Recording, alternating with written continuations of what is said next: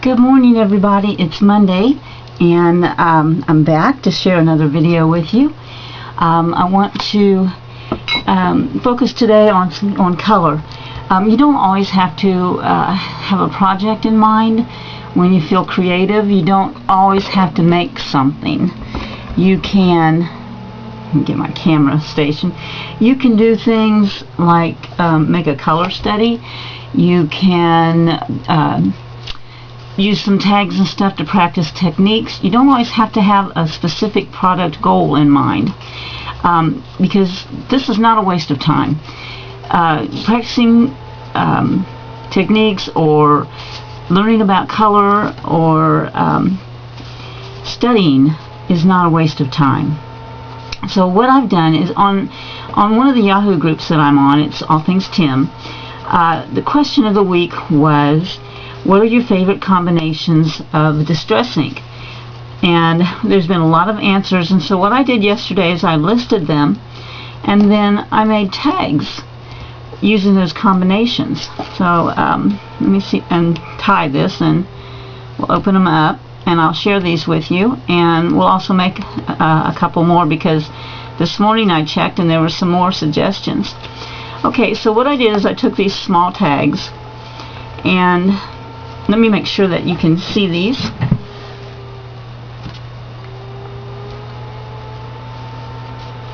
Okay. So I took these small tags that are too small for the kind that we embellish, and I put the combinations of the colors on, and then I wrote on top the name of the colors, and on back I wrote the color scheme that it was, and a couple of notes about which colors used. So this one is Squeezed Lemonade and Iced Spruce. I've got all my inks stacked in front of me. And Aged Mahogany. Now, this one was not on the list, but after I played with these last night, I decided to just pick some random colors and start playing. So here's the three colors that I used on this tag, and they don't really look like they go together, but here's what they look like together. It's kind of an interesting combination, and it is a color scheme. It is a primary color scheme. The primary colors are red, yellow, and blue, and the red is represented by the Aged Mahogany, the yellow by the Squeezed Lemonade, and the blue by the Iced Spruce, because it is a blue-green color. So we have a primary color scheme on this one.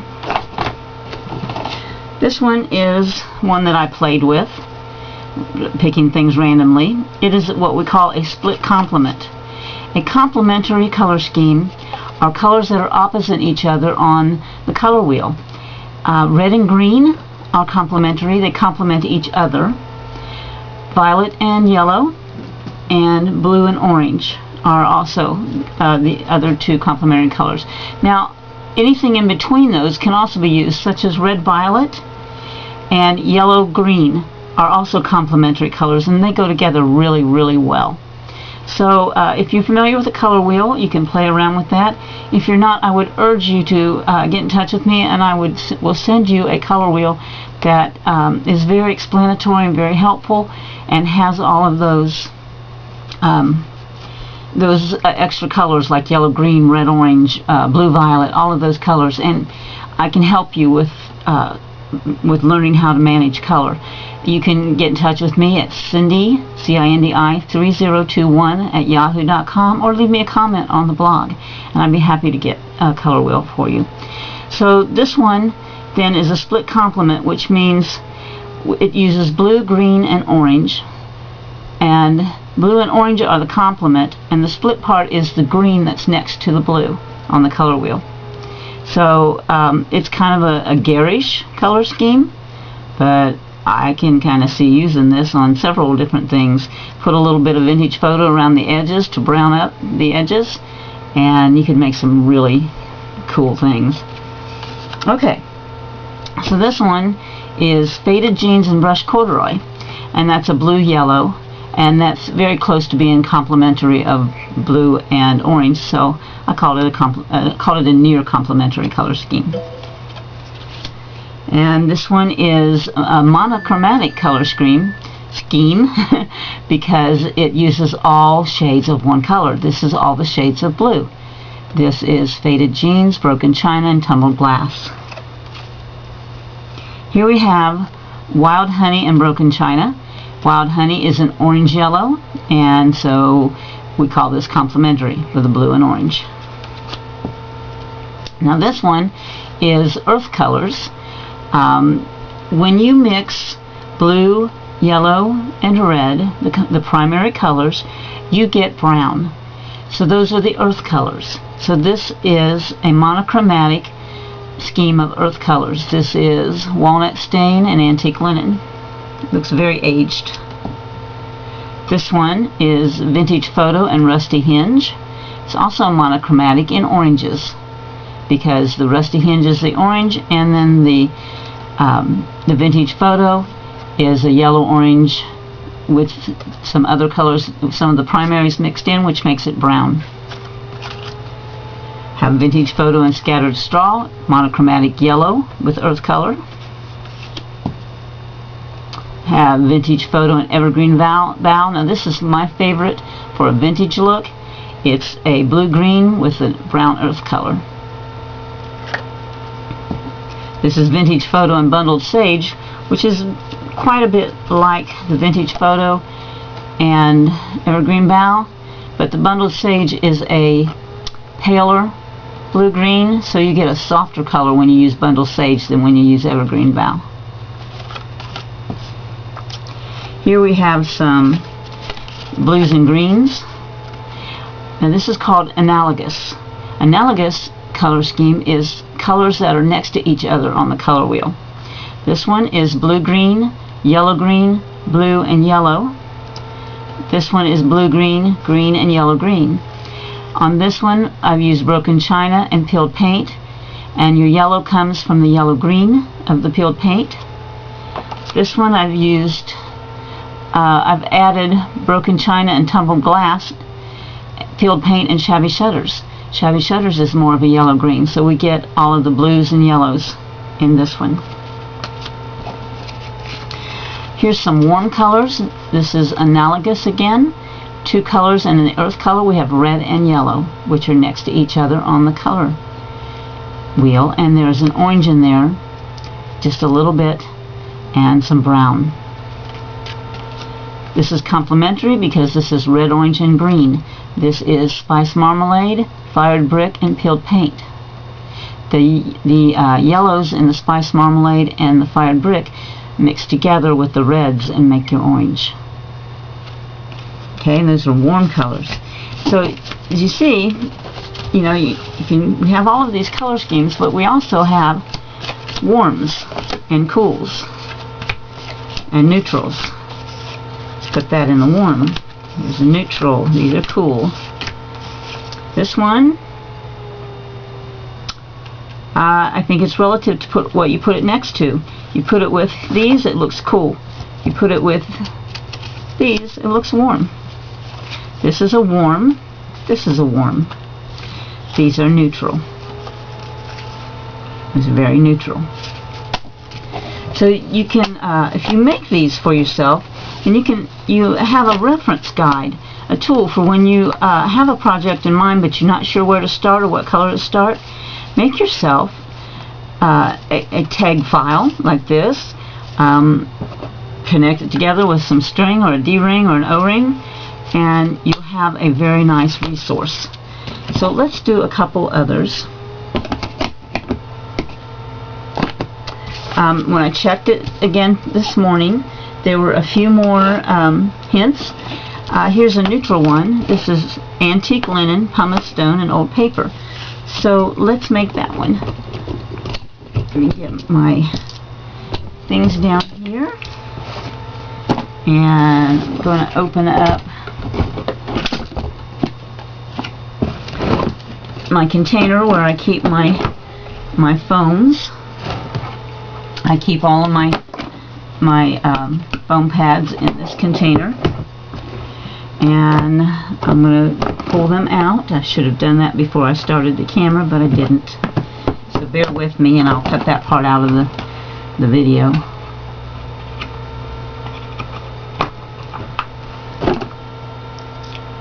Okay, we've got old paper.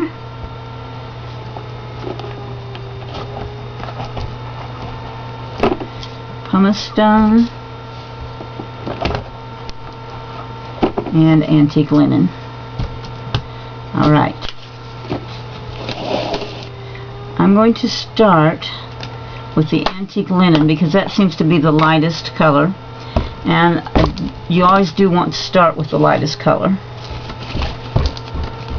because you can mix dark over light, but you can't get your light back over your dark. So I'm going to fill in the center area with antique linen.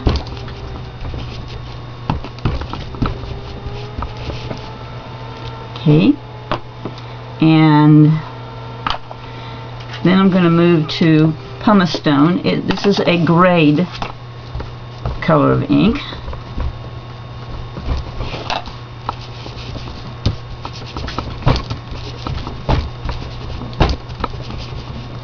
Okay, got some of those edges in gray, and then last I'm going to put on old paper. Old paper is a greenish brown.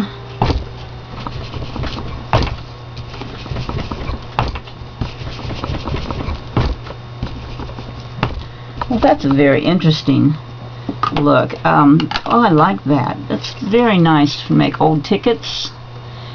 Maybe if you have a stamp that looks like an old library card or something like that, or a ledger. That's a very nice neutral. So that's old paper, antique linen, and pumice stone. And I will write that on there with my Sharpie pen. So we have antique linen, pumice stone, and I kind of try to put them on there in my list in the order that I applied them in old paper. Okay, and it's a neutral, so I'll do my color scheme later. It's earth colors and a neutral. Okay, now let's move from that. I'm going to take my foam pads off, because if I don't, then I might forget which one is which. This way I only have that one color on my foam pad, and so it never gets fouled or toned down, because when you add other colors to one color, it tones it down and makes it a muddy instead of a clear color. So now I'm going to go to Salty Ocean and Peacock Feathers. This is a very vibrant palette, so let's try that. Let's put, I'm not sure which one to put on first. Let's go with Salty Ocean. And this was suggested on the AT&T, the All Things Tim, not Auntie, it's ATT. Okay, and this, these are very vibrant distress colors. So I'm going to just kind of mix these in together, see what we get. I didn't do this one, test this one before.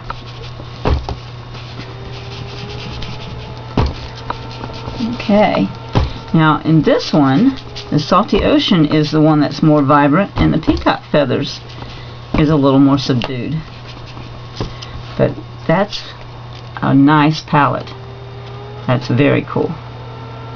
Very cool. And you know what? I just put it on the other side of my antique linen, so I'll have to make another one. But I can see that this would be really nice if I added Vintage Photo to the edges. Let's do that.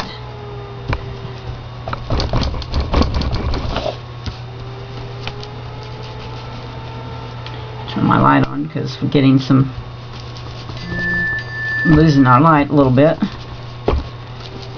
Now this Vintage Photo introduces yellow into this palette, So you will see some green pop up. But that's a very interesting color combination right there. That's peacock feathers, salty ocean, with some vintage photo added around the edge. Okay, and I have one more combination that I'm going to share with you that I haven't done yet today. And that one is crushed olive, barn door, let me find my notes, wild honey, and rusty hinge. Let me find my stack of reds. Oh, over here. Okay. So we're going to put all these together. Well, I see right now that these are complementary colors right here, and these are analogous over here because they're up next to each other. So this would probably end up being a complementary color scheme because we have the reds family and then a green family. So let's play with that. Let me pull out my foam pads for crushed olive.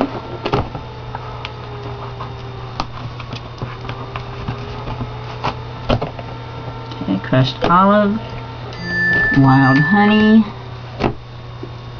barn door. Oh, had to make a new one for that. And rusty hinge. Okay.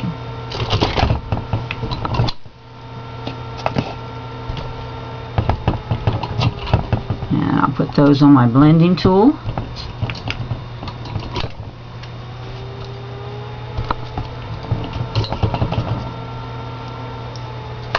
Alright, and I think I would like to start with rusty hinge. Let's start with rusty hinge. Okay, let's pull these out of the way. Pull rusty hinge here and there on this tag. This is a smaller tag, so you don't kind of have as much room as you do on some of the others. Let's go with crushed olive after the rusty hinge.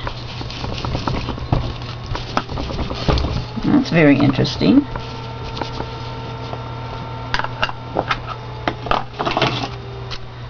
Put on a little wild honey. It's introducing some more yellow. It's a very warm, fiery palette, isn't it? And last, we're going to put on the barn door. And I'm going to put that around the edges, I believe.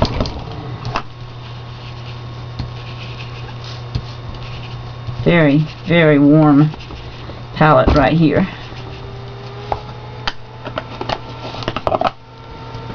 I think this would be beautiful with some autumn leaves. So I like that palette very much. So I hope that you will take out your distress inks and that you will experiment. I have like almost all of my distress inks. I have the full line, and I've got them all just sitting out here ready to play. Just you know, if you are familiar with a color wheel, take out your color wheel and just start using some combinations. If you're not, just look at your stash of distress inks, randomly pick out some things and see if they work. And if they don't, the only thing you've lost is a tag, and you haven't lost your time, you haven't wasted your time, because you've learned what doesn't work as well as what does work. So like I said, if you want to me to send you a color wheel, I would be happy to do that for you. I can email it for you, and you can keep it on your computer, or you can print it out and you can use it as a really good reference tool. Then one other thing I wanted to share with you is that, you know, it's coming up on Halloween, and I played a little and made a card. And this is using Tim Holtz' new bell jar die. And what I did was I cut out of packaging the dome part, and then I used cardstock for the pedestal, and then I ran it through my Sidekick, Cuttlebug, whatever, through my machine with the texture fade of the wood, and that's really textured there. It's really nice. And then I went over it with gathered twigs. Behind I also put this rusty cardstock through a texture fade folder of the bricks. I used sticky embossing powder to emboss a spider web from Tim's Blueprint Stamps, and then put the glitter on, put black on, and Clear Rock Candy,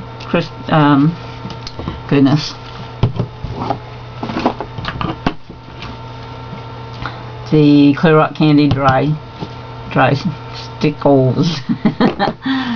And let's see, here is the little spider stamp that I used, and then I also put the skull stamp on gray cardstock and used sticky embossing powder and put glitter on the skull. And then I took a Martha Stewart bat punch and punched one corner of the rust cardstock and one corner of the black cardstock and made my card. So I liked that, and I'll put a picture of it up there. So I hope you all have a good creative week. Do some exploring, do some experimenting, and I'll see you back again on next Monday.